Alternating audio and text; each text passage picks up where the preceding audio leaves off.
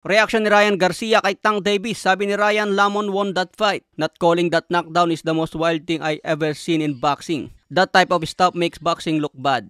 Ito raw ang nagpapangit ngayon sa boxing dahil sa nangyayaring hindi maganda. Dapat daw talaga binilangan si Tank Davis sa round 9 dahil lumuhod ito matapos tamaan ng jab. Tumakbo sa corner at nagpapunas ng towel. Ayon naman kay Pitbull Isaac Cruz, dapat daw panalo si Lamont Roach. Base sa nakita ni Pitbull Isaac Cruz, sapat na raw ang pinakita ni Lamont Roach para magwagi sa laban. Samantala sa post-fight interview ni Tank Davis, tinatawanan lang ang nangyari sa laban niya. Mukhang hindi sineryoso ni Davis ang laban kay Lamont Roach. Hindi raw niya nakalkula ang bawat round kung lamang pa ba siya ng puntos. Pinaliwanag din ni Davis kung ano ang nangyari sa round 9, bakit lumuhod at nagpapunas ng towel. Meron daw kasing tumutulo sa mata niya na galing sa buhok. Ayaw daw niya matamaan ng solid habang hindi siya makakita. Kaya lumuhod na lang daw siya at nagpapunas ng towel. Yun lang pala ang dahilan ni Tank Davis kaya ginawa niya yon. Siya lang ang boksingerong gumawa niyan mga tol, biglang tumakbo sa corner. Kung binilangan ng knockdown si Tank Davis doon, siguradong panalo na si Lamont Roach sa puntos. Dahil majority draw ang naging laban nila, kung nabawasan ng isang puntos si Tank Davis, sigurado na ang panalo ni Lamont Roach. Hindi naman daw natalo si Tank Davis mga tol, tablang naging laban at pwede raw sila magkaroon ng rematch. Pero mukhang hindi raw maikasagad ang rematch nilang dalawa dahil may nakapila agad kay Tank Davis. Sinabi naman agad ni Shakur Stevenson na nakaanda siya lumaban kay Lamont Roach at itaya ang kanyang WBC belt. Kung hindi raw makuha ni Lamont Roach ang rematch kay Davis, nakaanda si Stevenson na lumaban kay Roach.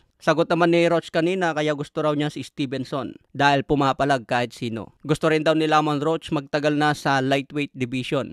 Hindi naman binanggit ni Roach kung magdepensa pa ng titulo sa super featherweight. Mas marami kasing malalaking pangalan ang nandito sa lightweight division kumpara sa super featherweight. Kaya pwede nang bakante ni Lamont Roach ang kanyang WBA belt at manatili na lang sa lightweight division. Ito ang reaksyon ni Davis matapos i-announce na tablang naging laban niya. Gulat na gulat mga tol dahil sinabi ni Davis sapat na raw ang ginawa niya para manalo sana sa laban. Sinabi naman ni Lamont Roach kahit hindi raw nabilangan si Tank Davis, dapat daw nakuha niya ang panalo. Tingin ko hindi na rin maganda kung magkaroon pa ito ng rematch mga tol. Mukhang minalit kasi ni Davis itong si Lamont Roach kaya hindi siya masyadong nagseryoso sa laban. Akala ni Davis laging papabor sa kanya ang judge. Buti nga hindi nabilangan mga tol eh. Kung nabilangan yon siguradong may isang talo na si Tank Davis. Kaya nakaligtas pa rin ang malinis na kartada. Samantala, Terence Crawford sinabi niya na hindi pa raw siya nakakita ng ganitong boksingero. I never seen someone take a knee and they don't count it as a knockdown. Mukhang nakalimutan raw ng referee ang rules ng boxing. Kaya mas binabatikos ngayon yung referee kumpara kay Tank Davis. Kasi decision ng referee dapat yun mga tol kung bilangan niya as knockdown o bawasan man lang ng puntos. Sa ibang banda naman maraming fans na kung si Magsayo daw ang lumaban kay Tank Davis, baka daw dinurog ni Magsayo itong si Tank Davis. Hindi rin natin masabi mga tol dahil magkaiba ang estilo ni Lamont Roach at Mark Magsayo. Kaya hindi rin natin masabi kung kaya talunin ni Magsayo si Tank Davis. Okay mga tol, hanggang sa muling update.